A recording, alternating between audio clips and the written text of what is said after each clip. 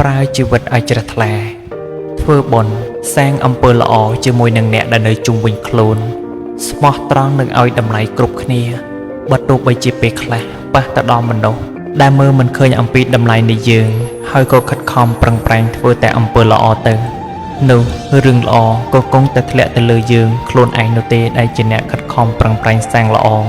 បុគ្គលដែលធ្វើល្អរមែងទទួលបានទៅនឹងផលល្អធ្វើល្អបានល្អធ្វើអាក្រក់បានអាក្រក់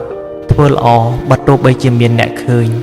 ឬក៏មិនឃើញយ៉ាងណាក្តីក៏អំពើល្អរបស់យើងដកជាប់នៅក្នុងចិត្តរបស់យើងដដែលអំពើល្អមិនរត់ចោលម្ចាស់នោះឡើយអំពើល្អតែងតែថែរក្សាមនុស្សយើងឲ្យជួបទៅនឹងមនុស្សល្អៗជួបទៅនឹងសុភមង្គលនៅក្នុងជីវិតទៅណាមកណារមែងតែសុខនិងសុវត្ថិភាពប្រកបការងារអ្វីៗគឺរមែងតែងតែជួបទៅនឹងមនុស្សល្អៗដូចគ្នា